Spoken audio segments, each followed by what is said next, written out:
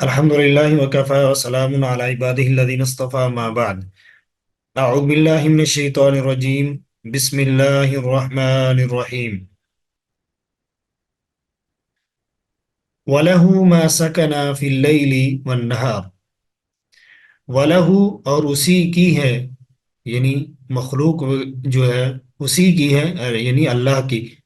وَلَهُ اور اسی کی ہے ما جو بھی سکانہ بستی ہے فی اللیل رات میں والنہاری اور دن میں. وہوا اور وہی اللہ السمیع خوب سننے والا، العلیم جاننے والا ہے. یہ آج کے سبق کی پہلی آیت ہے جو ہم پڑھ رہے ہیں. اللہ تبارک و تعالیٰ نے فرمایا وَلَهُ مَا سَكَنَ فِي اللَّيْلِ وَالنَّهَارِ، اسی کے لیے ہے جو اس سکونت پذیر ہے دن میں اور رات میں. تو گزشتہ آیت جو تھی اس میں اللہ تعالیٰ نے فرمایا کل لمن ما فی السماوات والارض، کہہ دیجیے اللہ کے لیے جو کچھ آسمانوں میں اور زمین میں ہے. تو یہ جو پچھلی آیت تھی اس میں اللہ تعالیٰ نے مکان کا ذکر کیا ہے، جگہ کا ذکر کیا ہے. کہہ دیجیے لمن ما فی السماوات والارض، یہاں پہ کیا ہے؟ مکان کا ذکر ہے، آسمان کا اور زمین کا. تو مکان کے اعتبار سے اللہ تعالیٰ کے ہر جگہ بادشاہ ہونے کا بیان تھا. اس آیت میں زمان اور وقت کے اعتبار سے اس کی بادشاہی عام ہونے کا ذکر ہے. صرف زمین و آسمان اللہ کی ملکیت نہیں، بلکہ ان کی گردش کے نتیجے میں رات اور دن کا جو وجود ہے اور دن اور رات کا جو ظہور ہے، اسی طرح تاریکیاں اور روشنیاں جو ہیں، ان میں ہر چیز جو رہتی ہے اس پر بھی اللہ تبارک و تعالیٰ کی ملکیت اور اس کا اختیار ہے. کیونکہ زمین و آسمان کے سوا کوئی مکان، کوئی جگہ نہیں ہے، اور رات اور دن کے سوا کوئی زمانہ نہیں ہے. تو گویا ہر جگہ ہر وقت اسی اللہ کی حکومت ہے، اسی اللہ کا قبضہ ہے، اسی کا اقتدار ہے. پھر اللہ تبارک و تعالیٰ نے یہ بات ثابت کرنے کے بعد کہ اللہ تعالیٰ تمام جگہوں اور تمام اوقات اور تمام زمانوں کا مالک ہے، اللہ تبارک و تعالیٰ فرماتے ہیں وہ السمیع العلیم، یعنی اللہ ہی ہر چیز کی دعا اور پکار کو سنتا ہے. علیم کہتے ہیں اللہ، وہ السمیع العلیم، اللہ تبارک و تعالیٰ نے سمع کا ذکر کیا، یعنی سننے والا ہے. ہر آواز کو اللہ تبارک و تعالیٰ سننے والے ہیں. اسی طرح اللہ تبارک و تعالیٰ ہر چیز کا علم رکھنے والے ہیں، ہر چیز کے بارے میں جاننے والے ہیں. تو اس سے ہم یہ بات سمجھتے ہیں کہ سمع جو ہوتی ہے، سننا جو ہوتا ہے نا، یہ اللہ تبارک و تعالیٰ کا وصف ہے. اللہ تبارک و تعالیٰ سنتے ہیں جس طرح کہ اللہ تعالیٰ کی شان کے لائق ہے. تو ایک ہوتا ہے جو سماعت ہوتی ہے نا، سننا ہوتا ہے، یہ ایک ہوتا ہے اجابت، اور ایک ہوتا ہے سماع صوت. یعنی ایک ہوتا ہے سنا، اس کو اس کا جواب دیا، اور ایک ہے صرف سننا ہے. اللہ تبارک تعالیٰ نے فرمایا اللہ تبارک تعالیٰ کا یہ فرمان ہے ان ربی لسمیع الدعاء، بے شک میرا رب جو ہے وہ یقیناً سننے والا ہے دعا کو. تو یہاں سے مراد کیا ہے؟ اللہ تبارک تعالیٰ سنتے بھی ہیں اور پھر کیا کرتے ہیں؟ اس کا جواب بھی دیتے ہیں، دعا کو قبول کرتے ہیں. تو اسی طرح عام صوت بھی ہے، اللہ تبارک تعالیٰ سنتے ہیں، جیسا کہ نماز میں ہم کہتے ہیں سمیع اللہ لمن حمیدہ، سن لیا اللہ نے اس کی آواز کو جس نے اس کی حمد کو بیان کیا. تو سما صوت جو ہوتی ہے، آواز کا سننا جو ہوتا ہے، اس کی کئی اقسام ہیں، کئی اس کی انواع ہیں. تو ہم اس کو تین طرح کی اس کی تقسیم کی جاتی ہے. پہلی یہ ہے کہ اس سے مراد یہ ہوتا ہے کہ ایسا سننا جس میں ایسا سنتے ہیں اللہ تعالیٰ جس میں کیا ہوتی ہے؟ دوسروں کی سن کر اللہ تعالیٰ تائید کرتے ہیں، مدد کرتے ہیں. اور دوسرا جو ہوتا ہے اس میں ایسا سننا جو ہوتا ہے وہ تعلق رکھتا ہے تحدید سے، تحدید کرنا، کسی کو تنبیہ کرنا، متنبہ کرنا، خبردار کرنا، اور اسی طرح تیسری قسم جو ہوتی ہے کسی چیز کے احاطہ کرنے کے لیے بولا جاتا ہے. تو پہلی جو چیز ہے نا جس میں تائید اور نصرت کا ذکر ہے وہ ہے اللہ تبارک تعالیٰ اللہ تعالیٰ فرماتے ہیں قرآن پاک میں موسیٰ علیہ السلام اور ہارون علیہ السلام کے بارے میں، جس میں سما کا قصد جو ہوتا ہے وہ کیا ہوتا ہے، تائید کرنا ہوتا ہے. اللہ تعالیٰ کا یہ فرمان ہے، جیسا کہ اللہ تعالیٰ فرماتے ہیں یہ موسیٰ علیہ السلام اور ہارون علیہ السلام کے قصے میں آتا ہے، قال لا تخافا اننی معکما اسمع و ارا، تم دونوں خوف نہ کرو، ڈرو نہیں، اننی بے شک میں معکما تم دونوں کے ساتھ ہوں، اسمع میں سنتا بھی ہوں، و ارا دیکھتا بھی ہوں. یہاں سے سما سے مراد کیا ہے؟ یہاں سے تائید مراد ہے. اللہ تبارک تو سن رہے ہیں اور دیکھ بھی رہے ہیں. یہاں سے مراد کیا ہے؟ تائید کرتے ہیں اللہ تبارک تعالیٰ ان کی، وہ اللہ تعالیٰ کی خاص تائید میں اور مدد کے ساتھ تھے. یعنی جب وہ فرعون کے دربار میں گئے تھے دعوت دینے کے لیے. دوسری مثال جو ہے وہ تحدی کے لیے ہوتا ہے، ڈرانے کے لیے ہوتا ہے، جیسے کہ اللہ تعالیٰ کا فرمان ہے ہم یحسبون انا لا نسمع سرهم ونجواهم بلا، کیا وہ گمان کرتے ہیں انا لا نسمع، بے شک ہم نہیں سنتے ان کی پوشیدہ باتوں کو بھی اور نجواہم اور سرگوشیوں کو بھی. بلا کیوں نہیں، کیوں نہیں، یعنی ہم سنتے ہیں. تو یہ کیا ہے؟ تحدی کے لیے ہے، یہ ڈرانے کے لیے ہے. اور تیسری مثال جو ہے وہ اللہ تعالیٰ کا فرمان ہے قد سمع اللہ قول التی تجادلک فی زوجہا وتشتکی الی اللہ. جو عورت آئی تھی اور نبی کریم صلی اللہ علیہ وسلم سے انہوں نے بات کی، اللہ تبارک و تعالیٰ نے اس بات کو سنا. تو یہ عام سماع ہے، اللہ تبارک و تعالیٰ تمام گفتگو کو سنتے ہیں.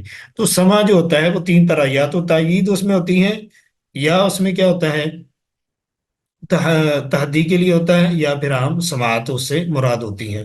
تو یہاں اللہ تعالیٰ نے فرمایا وَلَهُمَا سَكَنَ فِي اللَّيْلِ، اللہ تبارک و تعالیٰ کے لیے ہے، یعنی جو کچھ ہے اس زمین وَلَهُمَا سَكَنَ فِي اللَّيْلِ، رات اور دن میں جو چیز بھی رہ رہی ہے وہ کس کے لیے ہے؟ وہ اللہ کے لیے ہے.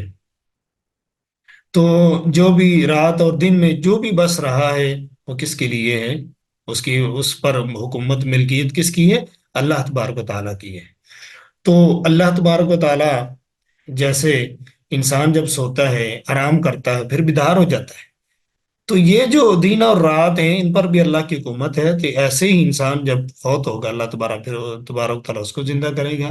تو یہ انسان جو ہے یہ اس وقت کے اندر ہی ہے، زمان ہو یا مکان ہو ان کے اندر انسان رہ رہا ہے. تو یہ آیت جو ہے اس سے ہمیں یہ پتہ چلا کہ انسان کا سکون پذیر ہونا یا حرکت کرنا یہ اللہ کے ہاتھ میں ہے. اللہ تبارک و تعالیٰ اس چیز کا مالک ہے، جسے چاہتا ہے سکون دیتا ہے، ٹھہراتا ہے کسی جگہ پہ. اور اللہ تبارک و تعالیٰ حرکت کا بھی مالک ہے. اللہ تبارک و تعالیٰ کی توفیق سے انسان کیا کرتا ہے؟ حرکت کرتا ہے. اللہ تبارک و تعالیٰ کی توفیق سے انسان آرام کرتا ہے. تو یہ اس بات پر دلیل ہے کہ انسان کے جو افعال ہیں نا، مخلوقات کے جو افعال ہیں وہ اللہ تبارک و تعالیٰ ان کو پیدا کرتا ہے. یعنی وہ مخلوق ہیں، انسان خود نہیں. اللہ تبارک و تعالیٰ افعال العباد جو ہیں وہ مخلوق ہیں، پیدا کیے گئے ہیں. یہ نہیں کہ انسان خود ان کو خالق ہے، بنانے والا نہیں. اللہ تبارک و تعالیٰ کیا ہے؟ بنانے والے ہیں.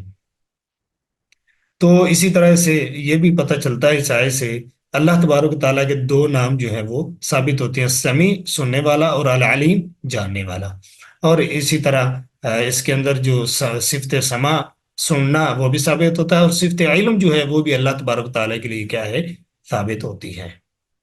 اس کے بعد ہم آتے ہیں دوسری آیت پر.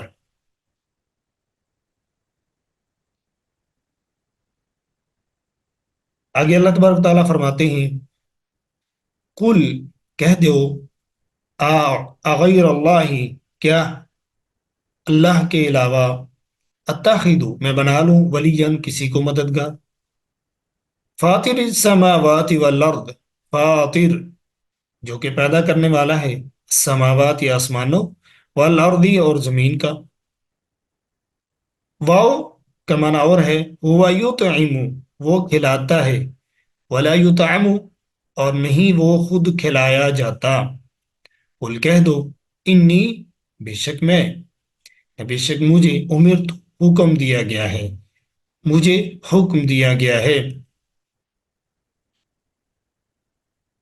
ان کہ اکونا میں ہو جاؤں، اولا پہلا، من جو اسلم اسلام لایا ہو، ولا تکونن اور نہ ہرگز تم بنو، من المشرکین سب مشرکوں میں سے۔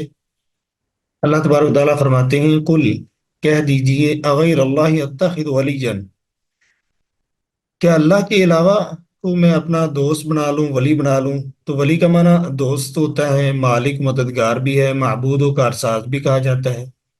تو یہاں جو ہے نا اس کا معنی جو ہے وہ مالک و مددگار اور معبود و کارساز ہے۔ تو یعنی وہ اللہ جو ہے وہ زمان و مکان کا خالق ہی نہیں، بلکہ اسے باقی رکھنے والا، چلانے والا بھی ہے۔ اسے کسی سے کچھ لینے کی ضرورت نہیں، باقی سب اسی کا دیا ہوا کھانے والے اور ہر لحاظ سے اس کے محتاج ہیں۔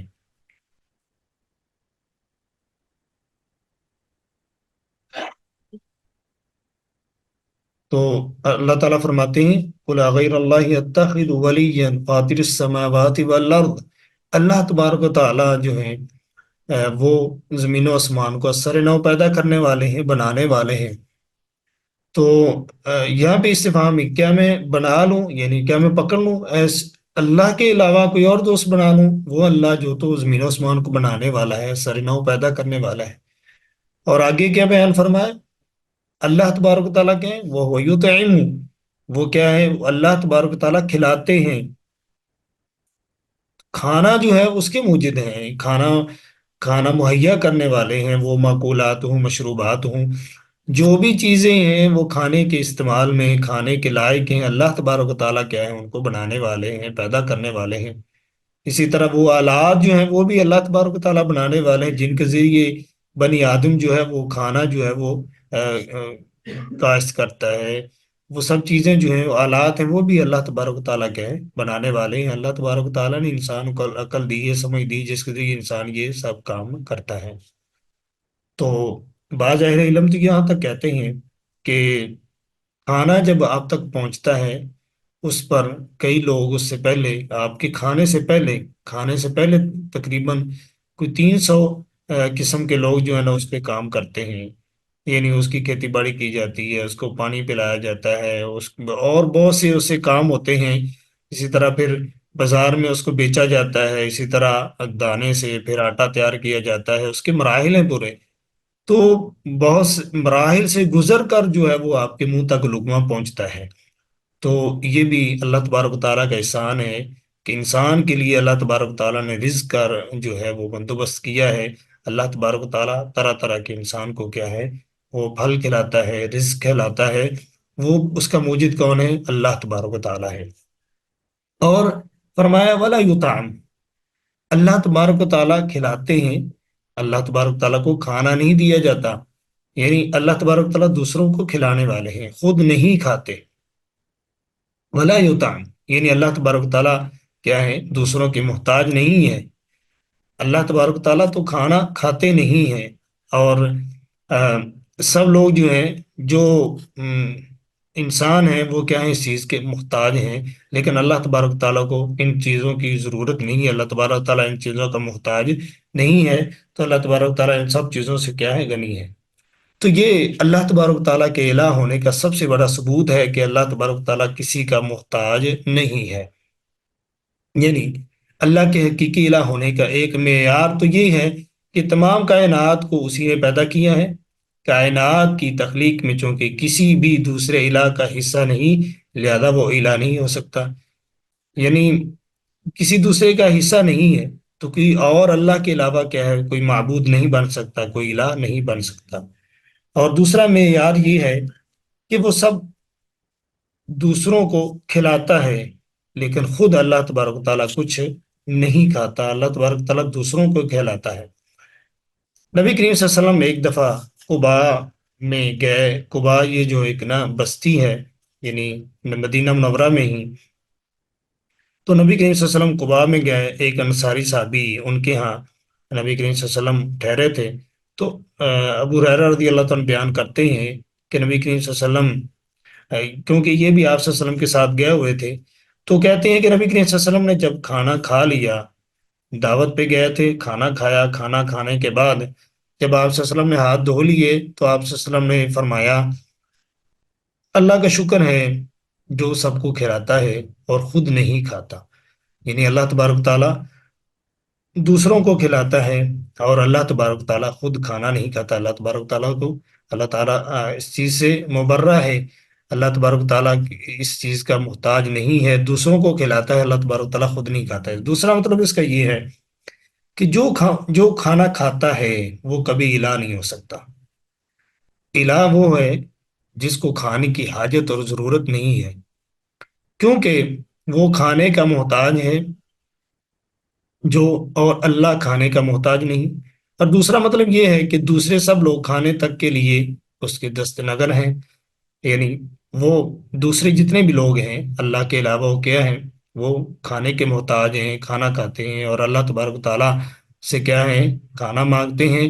اللہ تبارک تعالیٰ سب کو روزی دیتا ہے، تو جو محتاج ہے وہ الہ نہیں ہو سکتا۔ تو حقیقی الہ وہی ہو سکتا ہے جو کسی کا محتاج نہ ہو۔ تو یہ سب کچھ ہونے کے باوجود بھی دیکھیے مشرکین جو ہیں، جن کو انہوں نے اپنا خدا بنا رکھا ہے، اللہ کے علاوہ جن کو وہ پوجتے ہیں، وہ ان بندوں کو رزق دیں۔ تو ہم پڑھ رہے تھے، اب دیکھیں مشرکین جو ہیں اللہ تبارک تعالیٰ کو چھوڑ کر جن کو اپنا معبود انہوں نے بنا رکھا ہے، وہ تو خود کیا ہے، ان سے مانگتے ہیں، ان سے کھاتے ہیں، نظر و نیاز جو ان کو دی جاتی ہے، وہ خود محتاج ہیں۔ اللہ تبارک تعالیٰ کسی کا محتاج نہیں ہے۔ جو محتاج ہوتا ہے وہ الہ نہیں ہو سکتا، تو اللہ تبارک تعالیٰ کسی کے محتاج نہیں ہے۔ تو پتہ چلا کہ یہ جو سب مصنوعی الہ ہیں بیچارے خود اپنے بندوں کے محتاج ہوتے ہیں۔ تو اللہ تبارک و تعالیٰ ہی کی وہ ذات ہے جو اپنے بل بوتے پہ قائم ہے، اسے کسی کی احتیاج نہیں ہے، بلکہ وہ کیا ہے، وہ دوسروں کی کیا ہے، ضرورت کو پورا کرتا ہے۔ تو یہی اس کے حقیقی یہی بات جو ہے کہ اللہ تبارک تعالیٰ کھلاتا ہے خود نہیں کھاتا، یہی اللہ تبارک تعالیٰ کے حقیقی الہ ہونے کا سب سے بڑا ثبوت ہے۔ اللہ آگے فرماتے ہیں اللہ تبارک تعالیٰ، قل انی امرت ان اکون اول من اسلم، کہ آپ کہہ دیجئے مجھے حکم دیا گیا ہے کہ میں ہو جاؤں پہلا وہ جو اسلام لائے۔ تو من اسلم، اول، اول سے مراد کیا ہے، اس امت سے میں تھے، اس امت میں سے پہلا شخص، اس امت میں سے۔ تو یہ آپ صلی اللہ علیہ وسلم مجھے فرمایا نا قل، کہہ دیجئے، تو یہ عام ہے، لوگوں کے لیے ہے، سب کے لیے ہے۔ تو انی امرت ان اکون اول من اسلم، تو اس امت میں سے، تمام امتوں میں سے نہیں بلکہ اس امت میں سے پہلا ہو جاؤں جو کیا ہے، اسلام لانے والا۔ تو یہاں سے اسلام کا معنی کیا ہے، مطیع و فرما بردار ہو جانا ہے، ہر اعتبار سے، ظاہری اعتبار سے، باطنی اعتبار سے، ہر اعتبار سے کیا ہے، مطیع ہو جانا، فرما بردار ہو جانا، اس پر اس کا اطلاق ہوتا ہے۔ تو جب اسلام جو ہوتا ہے نا، اسلام جب اسلام ہے، اسلام جب بولا جاتا ہے اس کے اندر ایمان بھی آ جاتا ہے۔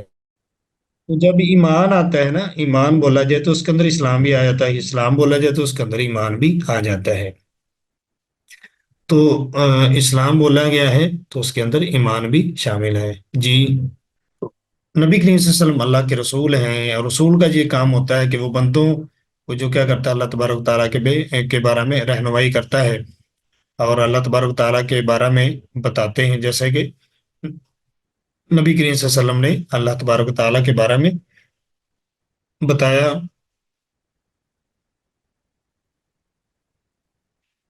اور اللہ تبارک تعالیٰ کے احکام کو جو ہے وہ سب سے پہلے دیکھیں، انبیاء علیہ السلام اللہ تبارک تعالیٰ کے احکام پر عمل کرتے ہیں اور آگے بھی لوگوں تک اس کے کیا تبلیغ کرتے ہیں۔ تو اللہ تعالیٰ فرماتے ہیں، اور یہ بھی کہہ دیں وَلَا تَكُونَنَّ مِنَ الْمُشْرِكِينَ، یعنی آپ مشرکین میں سے بھی نہ ہو جانا۔ اس کا مطلب یہ ہے کہ کوئی شرک میں مبتلا ہوتا ہے تو ہوتا پھرے، آپ کا یہ کام نہیں ہے، اس کا خیال بھی اپنے ذہن میں نہ لائیں۔ تو اللہ تعالیٰ نے نبی کریم صلی اللہ علیہ وسلم کو اس سے بھی منع کیا کہ آپ نے مشرکین میں سے نہیں ہو جانا۔ تو یہ بہت بڑا ایک گناہ ہے، بہت سخت گناہ ہے۔ شرک جو ہے سب سے بڑا اکبر الکبائر ہے۔ تو اکبر الکبائر ہے، یہ سب سے بڑا گناہ ہے، یہ اتنا بڑا گناہ ہے۔ ایک تو بات یہ ہے کہ اللہ تبارک تعالیٰ نے قرآن پاک میں اس کے بارے میں فرما دیا، اگر کسی نے یہ گناہ کر لیا تو اس کو معاف نہیں کیا جائے گا، بلکہ نبی کریم صلی اللہ علیہ وسلم کے بارہ میں اللہ تبارک تعالیٰ فرماتے ہیں لئن اشرکت لیحبطن عملک، اگر آپ نے شرک کر لیا تو آپ کے عمل جو ہے وہ ضائع ہو جائیں گے۔ تو یہ بہت بڑا گناہ ہے، اس سے اللہ تبارک تعالیٰ نے نبی کریم صلی اللہ علیہ وسلم کو منع فرمایا ولا تکونن، یہ تصور نہیں کیا جا سکتا انبیاء علیہ السلام سے ایسی بات ہو جائے، لیکن یہ سب کو تنبیہ کرنا ہے، بتانا ہے کہ اللہ تبارک و تعالیٰ کے اتنے قریبی اور برگزیدہ پیغمبر ہونے کے باوجود اگر اس طرح کی غلطی ہو جائے تو اللہ تعالیٰ معاف نہیں کرنے والے، تو عام شخص کیسے ہی جو ہے وہ خوش فہمی کا شکار ہو کہ کوئی مسئلہ نہیں، نہیں، اللہ تبارک و تعالیٰ جب اپنے قریبیوں کو یہ تنبیہ کر رہے ہیں تو دوسرے لوگ جو ہیں کہ بلاولا اس میں تنبیہ میں آتے ہیں، ان کو بھی اس بات سے ڈرنا چاہیے، شرک بہت بڑا گناہ ہے۔ اور اس سے یہ بھی آتا ہے کہ اللہ تعالیٰ فرماتے ہیں وَلَا تَكُونَنَّ مِنَ الْمُشْرِكِينَ، اس مراد کیا ہے؟ آپ کو چاہیے کہ اپنی عبادت جو ہے نا آپ کی وہ خالص اللہ کے لیے ہونی چاہیے، اسلام جو ہے وہ صرف اللہ تبارک و تعالیٰ کے لیے ہونا چاہیے۔ اور یہ جو آیت ہم نے پڑھی ہے، اس آیت سے بہت سے ہمیں فائدے ملتے ہیں۔ پہلا فائدہ یہ ہے اللہ تبارک و تعالیٰ مطعم ہے، اللہ تبارک و تعالیٰ کھلانے والا ہے، دوسروں کو اللہ تبارک و تعالیٰ کھانا کھلاتا ہے، خود اللہ تبارک و تعالیٰ کھانا نہیں کھاتے۔ اس سے یہ بھی بات پتہ چلتی ہے کہ ہمیں کھانے کا سوال صرف اللہ تبارک و تعالیٰ سے کرنا چاہیے، اللہ کے علاوہ کسی اور سے کھانے کا سوال، روزی کا، رزق کا سوال اللہ کے علاوہ کسی اور سے نہیں کرنا چاہیے۔ اور اس سے یہ بھی پتہ چلتا ہے کہ ہمیں چاہیے کہ اللہ تبارک تعالیٰ سے ہی استغفار کرنی چاہیے، اللہ کی طرف ہی رجوع کرنا چاہیے، گناہوں کی معافی مانگنا چاہیے، اور اسی عقیدے پر ہی ہمیں رہنا چاہیے، اور توکل جو ہے، بھروسہ جو ہے، وہ سارا کا سارا کس پر ہونا چاہیے؟ اللہ تبارک و تعالیٰ کی ذات پر ہونا چاہیے۔ اور اس سے بھی یہ بھی پتہ چلتا ہے کہ استعانت جو ہے، مدد جو مانگنا ہے، وہ کس سے ہونی چاہیے؟ صرف اللہ تبارک و تعالیٰ سے ہونی چاہیے۔ اللہ تبارک و تعالیٰ کا فرمان ہے، اللہ تعالیٰ فرماتے ہیں وَمَن يَتَّقِ اللَّهَ يَجْعَل لَّهُ مَخْرَجًا وَيَرْزُقْهُ مِنْ حَيْثُ لَا يَحْتَسِبُ، جو اللہ پر توکل کرتا ہے اللہ اس کے لیے نکلنے کا راستہ بنا دیتے ہیں، اور اللہ تبارک تعالیٰ اس کو وہاں سے رزق دیتے ہیں جہاں سے اس کا گمان بھی نہیں ہوتا۔ سورۃ طلاق میں اللہ تعالیٰ فرماتے ہیں۔ لیکن آج کل کیا ہے، ہم پر جو ہے ہمارے معاملات میں مادیت پرستی بہت زیادہ ہو گئی، انسان جو ہے وہ سمجھتا ہے کہ اسباب جو ہیں وہ سب کچھ ہیں، اسباب اختیار کر لو رزق بھی آئے گا، سب کچھ آئے گا، نہیں، اسباب اختیار کرنے کے ساتھ ساتھ اللہ پر توکل بھی ہونا چاہیے، بھروسہ بھی ہونا چاہیے انسان کا، یہ نہیں، دونوں چیزیں، اسباب اختیار کرے انسان لیکن اس کے ساتھ ساتھ اللہ پر توکل ہونا چاہیے، بھروسہ ہونا چاہیے، اسباب نہیں، یہ نہ سمجھ لے انسان کے بس یہی اسباب ہیں، اس سے سب کچھ ہو جائے گا، نہیں، اللہ کی ذات تاثیر پیدا کرنے والی ہے ان چیزوں کے اندر۔ بعض دفعہ انسان اسباب اختیار کرتا ہے لیکن نتیجہ نہیں نکلتا، تو انسان کو چاہیے اللہ پر توکل کرے، بھروسہ کرے، اعتماد رکھے، تو بلکہ یہاں تک کہ ہے حدیث میں تو آپ صلی اللہ علیہ وسلم نے فرمایا لو انکم توکلون علی اللہ حق توکلی، اگر تم اللہ پر توکل کرو، بھروسہ کرو ایسے جیسے توکل کرنے کا حق ہے، لا رزقکم، اللہ تمہیں رزق دے گا، کما یرزق الطیر، جیسے اللہ تبارک تعالیٰ پرندوں کو رزق دیتے ہیں، تغدو خماسن، صبح جب نکلتے ہیں تو پیٹ ان کے خالی ہوتے ہیں، وتروح بطانا، جب واپس آتے ہیں گھونسلوں میں تو ان کے پیٹ کیا ہوتے ہیں؟ بھرے ہوتے ہیں۔ تو ہمیں کیا چاہیے؟ اللہ تبارک تعالیٰ پر بھروسہ، اسباب اختیار کریں، اسباب مانے نہیں ہے، نبی صلی اللہ علیہ وسلم نے اسباب کو اختیار کیا۔ احد کا میدان ہے، نبی کریم صلی اللہ علیہ وسلم احد میں جا رہے ہیں تو آپ نے زیریں پہنی ہوئی ہیں، زیریں پہن کر گئے، ایسے نہیں ویسے نکلے، نہیں، اسباب کو اختیار کیا ہے، لیکن توکل کس پر؟ اللہ پر ہے۔ ایک صحابی آتے ہیں، اونٹنی کو باندھا، سواری کو باندھا نہیں، ویسے ہی مسجد میں داخل، آپ نے فرمایا سواری کو باندھا، انہوں نے کہا نہیں، اللہ جیسے ہم کہتے ہیں اللہ توکل نہیں، آپ نے فرمایا پہلے اس کے گھٹنے کو باندھو، پھر کیا کرو؟ اللہ پر توکل کرو، اسباب کو اختیار کرو جتنے آپ کے پاس میں ہیں، لیکن ان میں تاثیر پیدا کرنا جو ہے وہ کس کے اختیار ہے، کس کے پاس ہے؟ وہ اللہ کے پاس ہے۔ تو اللہ پر اعتماد رکھنا چاہیے، پورا بھروسہ انسان کو اللہ تبارک تعالیٰ کی ذات پر رکھنا چاہیے۔ اس کے بعد اللہ تبارک تعالیٰ آگے آیت میں فرماتے ہیں کل کہہ دیجئے انی اخاف، بے شک میں ڈرتا ہوں، ان اگر عصیت میں نافرمانی کروں، ربی اپنے رب کی، عذاب یوم عظیم، عذاب سے یوم عظیم، بڑے دن کے۔ میں ڈرتا ہوں اللہ تعالیٰ کی نافرمانی کرنے سے، کس سے؟ بڑے دن کے عذاب سے۔ کون کہہ رہے؟ نبی کریم صلی اللہ علیہ وسلم۔ اللہ تبارک و تعالیٰ نے حکم دیا ہے کہ آپ ایسے کہہ دیں۔ تو نبی کریم صلی اللہ علیہ وسلم کی زبان سے یہ اعلان کروا کر دوسرے سب لوگوں کو بتایا گیا ہے کہ اگر بفرض محال ہمارے معصوب اور سب سے زیادہ نیک بندے سے بھی نافرمانی کا ارتکاب ہو جائے تو وہ بھی ہمارے عذاب سے نہیں بچ سکتا۔ پھر دوسروں کے لیے کیسے ممکن ہے کہ انبیاء علیہ السلام کو جھٹلانے جیسے بڑے جرائم کے مرتکب ہوں، اس کے باوجود جو ہیں ہمارے عذاب سے بے فکر ہو کر بیٹھے رہیں؟ یہ کیسے ممکن ہو سکتا ہے؟ جب ہم اپنے مقرب بندے کو یہ کہہ رہے ہیں تو پھر جو اللہ کے نافرمان ہیں وہ کیسے اس وعید سے، اس عذاب سے بچ سکتے ہیں؟ نبی کریم صلی اللہ علیہ وسلم کی ذات سے اللہ تبارک و تعالیٰ کی جو نافرمانی ہے یہ ہونا ناممکن ہے، ناممکنات میں سے ہے، لیکن اللہ تبارک و تعالیٰ دراصل اس میں دوسرے لوگوں کو تنبیہ کر رہے ہیں، ان کو تحدید کے طور پر کہہ رہے ہیں کہ اگر رسول بھی اللہ کی نافرمانی کرے تو قیامت کے دن اس سے بھی جو اللہ تبارک و تعالیٰ پوچھیں گے، اور دوسرے لوگوں کا انجام جو ہے ان کو خود سوچ لینا چاہیے۔ تو اللہ تبارک و تعالیٰ نے نبی کریم صلی اللہ علیہ وسلم کو یہ حکم دیا ہے۔ دیکھیے اس کے علاوہ تمام انبیاء علیہ السلام کو بھی یہ تنبیہ کی گئی ہے، خاص طور پر شرک کے معاملے میں۔ تو اس لیے یہ بہت اہم معاملہ ہے، انسان کو اس میں جو ہے وہ بے فکر نہیں ہونا چاہیے۔ بعض ایسے ہمارے یہاں مسلمانوں میں نام نہاد مسلمان ایسے بھی ہیں، بلکہ کچھ ایسے ہیں جو یعنی لوگوں کے گناہوں کے بھی ٹھیکیدار بنے ہوتے ہیں کہ ہمارے اوپر ہے سب کچھ۔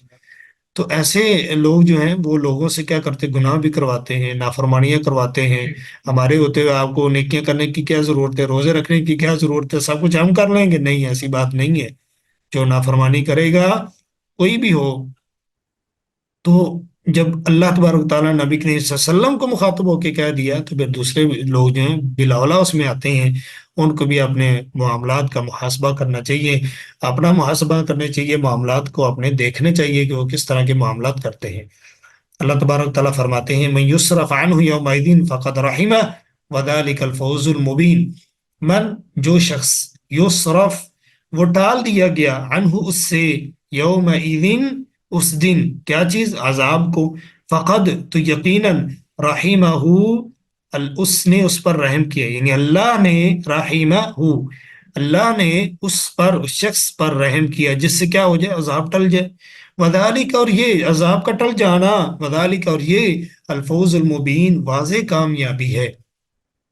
تو اللہ تبارک تعالیٰ فرماتے ہیں کہ عذاب کا اس دن ٹل جانا یہ کیا ہے؟ بہت بڑی کامیابی ہے۔ جو بندہ اس دن عذاب سے بچا لیا گیا اور جنت میں اس کو داخل کر دیا گیا، یہ بہت بڑی کامیابی ہے، جس سے اللہ تعالیٰ عذاب کو دور کر دیں گے قیامت کے دن، وہ اللہ کی رحمت کے ساتھ کیا ہو گیا؟ کامیاب ہو گیا۔ یہی نجات ہے عذاب سے، یہی بہت بڑی کامیابی ہے، جس سے عذاب کو اللہ تبارک تعالیٰ کیا کر دیں؟ دور کر دیں۔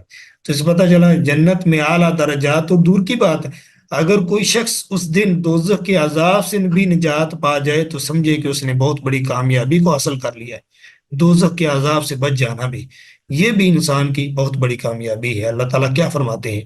فَمَنْ زُحْزِحَ عَنِ النَّارِ وَأُدْخِلَ الْجَنَّةَ فَقَدْ فَازَ، جو بچا لیا گیا آگ سے، جنت میں داخل کر دیا گیا، یہ بہت بڑی کامیابی ہے۔ تو کامیابی یہ بھی اللہ تعالیٰ فرماتے ہیں کہ جو بندہ کیا ہے؟ جہنم سے بچا لیا گیا، آگ سے دور کر دیا گیا، یہ بندہ کیا ہے؟ کامیاب ہے۔ باقی یہ بات ہے کہ جنت میں جانا یہ اللہ تبارک تعالیٰ کی رحمت سے ہے۔ نبی کریم صلی اللہ علیہ وسلم سے پوچھا گیا کہ آپ بھی اللہ کی رحمت سے جنت میں جائیں گے؟ تو نبی صلی اللہ علیہ وسلم نے فرمایا بھی میں بھی اللہ کی رحمت سے جنت میں جاؤں گا۔ تو انسان یہ مت سمجھے کہ میں جتنے اعمال کر رہا ہوں بس یہ اعمال کی وجہ سے مجھے جنت مل جائے گی، یعنی سارے اعمال یہ سبب ہیں اللہ تعالیٰ کی خوشنودی کے، اللہ تعالیٰ اس پر راضی ہو جاتا ہے، اللہ تعالیٰ رحمت نصیب کرتا ہے انسان پر جب اللہ راضی ہو جاتے ہیں۔ تو یہ انسان کو اپنے اعمال پر جو ہے نا وہ یعنی جو بندہ اعمال کر رہا ہے، نیک اعمال کر رہا ہے، تو یہ سمجھ لے کہ جنت پکی ہے۔ یہ بات ٹھیک ہے کہ یہ سبب ہے، اللہ تبارک و تعالیٰ جنت میں انسان کے اللہ تعالیٰ جنت میں اس کی وجہ سے داخل کرے گا۔ لیکن دیکھیں اللہ تبارک و تعالیٰ کی نعمتیں بھی تو ہمارے اوپر بہت زیادہ ہے نا، انعامات بہت زیادہ ہیں، ہمارے گناہ بھی بہت زیادہ ہوتے ہیں۔ تو یہ اللہ تبارک و تعالیٰ کی خاص رحمت ہوگی کہ اللہ تبارک و تعالیٰ انسان کو اس کے گناہوں سے درگزر کر کے اور اللہ تبارک و تعالیٰ اپنی خاص رحمت کے ساتھ انسان کو کیا جنت میں داخل کرے گا۔ اس کے اسباب ہیں، انسان دنیا میں رہ کر اللہ تعالیٰ کی کیا ہے باتوں کو مانتا ہوگا، اللہ تعالیٰ کے احکامات پر، نبی صلی اللہ علیہ وسلم کے احکامات پر زندگی بسر کر کے جائے گا، اللہ کو راضی کر لے گا، خوش کر لے گا۔ اللہ جب انسان پر راضی ہو جائیں گے، اللہ تبارک و تعالیٰ اس کو اپنے رحمت سے جنت میں داخل کر دیں گے۔ تو اس آیت سے ہمیں یہ پتہ چلا کہ معصیت جو ہوتی ہے، گناہ جو ہوتا ہے، وہ عذاب کا سبب بنتا ہے۔ جب گناہ انسان کرتا ہے تو وہ عذاب کا سبب بنتے ہیں۔ تو اس سے پتہ چلا جو معاصی ہوتے ہیں نا، وہ اس کی دو قسمیں ہیں۔ ایک قسم کے گناہ ایسے ہیں جن کو اللہ تعالیٰ معاف نہیں کرے گا، اور وہ کیا ہے، وہ شرک ہے۔ اور کچھ گناہ ایسے ہیں جو اللہ کی مشیت کے تحت ہے۔ اب دیکھیں دون شرک جو ہے نا، کفر و شرک، اور وہ نفاق جو اعتقادی ہوتا ہے، جو دل میں کفر اور بظاہر جو اسلام قبول کرتا ہے انسان، وہ کفر اعتقادی ہوتا ہے، نفاق اعتقادی ہوتا ہے۔ تو یہ تین قسم کے جو لوگ ہیں، یہ ان کے بارے میں تو نصوص موجود ہیں۔ لیکن اس کے علاوہ جو لوگ ہیں جن سے گناہ ہو جاتے ہیں، غلطیاں ہو جاتی ہیں، وہ اللہ تعالیٰ کی مشیت کے تحت، یعنی اللہ کے ارادے کے تحت ہے۔ اللہ جیسے جو انسان کبیرہ گناہ کر لیتا ہے، دون شرک جو ہیں، کبیرہ گناہ جو انسان سے ہو جاتی ہیں، وہ اللہ تعالیٰ کی مشیت کے تحت ہے۔ اللہ چاہے تو معاف کر دے، چاہے تو اللہ تعالیٰ انسان کو کیا ہو کی وجہ سے پکڑ لے۔ تو کچھ ایسے انسان کے گناہ ہوتے ہیں جو انسان کے گناہ اعمال صالحہ کی وجہ سے اللہ تبارک تعالیٰ ان کو مٹا دیتا ہے۔ نیک اعمال جو انسان کر رہا ہوتا ہے نا، اللہ تعالیٰ ان کی وجہ سے اس کے گناہوں کو کیا کر دیتے ہیں، مٹا دیتے ہیں۔ اور ایسے ہی صغیرہ گناہ جو ہیں وہ بھی، یعنی گناہ یہ صغیرہ جو ہوتے ہیں خاص طور پر یہ نیک اعمال کی وجہ سے، مثلا وضو کیا ہے، وضو کی وجہ سے اللہ تعالیٰ گناہوں مٹا دیتا ہے۔ مسجد کی طرف چل کر جانا گناہوں کو مٹانے کا سبب بن جاتا ہے۔ اس طرح اور کوئی یہ اعمال جو ہیں یہ صغیرہ گناہوں کو ختم کر دیتے ہیں، صغیرہ گناہ معاف ہو جائیں۔ لیکن کبیرہ جو گناہ ہوتے ہیں نا، وہ اس کے لیے ضروری ہے کہ انسان کیا کرے، توبہ کرے، اللہ تعالیٰ سے معافی مانگے اور گناہوں کو چھوڑ دے، پکا عزم کر لے کہ آئندہ نہیں کرے گا۔ یہ تمام چیزیں ضروری ہیں۔ اور کبیرہ گناہ ایسے ہیں جو لوگوں کے حقوق سے تعلق رکھتے ہیں، تو وہ ان کو حقوق کو ادا کرنا بھی ضروری ہے۔ وہ انسان چاہیے کہ دنیا میں ہی رہتے ہوئے وہ خلاصی کرا رہے اپنے گناہوں کی، کسی طرح بھی معافی مانگ لے ان سے، ان کے حقوق تلف کیے ان کو ادا کر دے۔ اور اگر دنیا میں ایسا نہیں معاملہ ہوگا تو پھر آخرت میں اللہ تعالیٰ جو ہے وہ انسان کی نیکیاں جو ہیں وہ لے کر ان کو دے دے گا، ان کو گناہ انسان کو ملیں گے۔ اس کے بارے میں وضاحت قرآن و سنت میں موجود ہے۔ تو معاصی جو گناہ ہوتے ہیں، کچھ گناہ ایسے ہیں جو کیا ہوتے ہیں، توبہ سے معاف ہوتے ہیں، کچھ گناہ ایسے ہیں جو نیک اعمال انسان کرتا ہے تو ان سے معاف ہو جاتے ہیں۔ وہ کون سے ہیں؟ وہ صغیرہ گناہ ہیں۔ تو بڑے جو گناہ ان کی دو قسمیں ہیں، ان میں پہلی قسم میں شرک وغیرہ آتا ہے، اور دوسری قسم میں دوسرے گناہ کبیرہ آتے ہیں۔ تو گناہ کبیرہ اگر انسان ان گناہوں کے ساتھ جائے گا دنیا سے، تو اللہ تعالیٰ کی مشیت کے تحت اللہ چاہے تو معاف کر دے، چاہے تو اللہ تبارک تعالیٰ انسان کو کیا ہے اس کے مطابق سزا دے دے۔ اور ایک بات اہل سنت والجماع کا موقف ہے، وہ متفق علیہ بات ہے، وہ یہ ہے کہ اہل کبیرہ جو ہیں، جن کے کبیرہ گناہ ہوتے ہیں اور وہ ایمان کی حالت میں دنیا سے جاتے ہیں، بالآخر وہ جنت میں چلے جائیں گے اپنی سزا پانے کے بعد۔ اگر ان کو عذاب بھی ہوا تو وہ سزا پانے کے بعد بالآخر جنت میں چلے جائیں گے۔ وآخر دعوانا الحمدللہ رب العالمین۔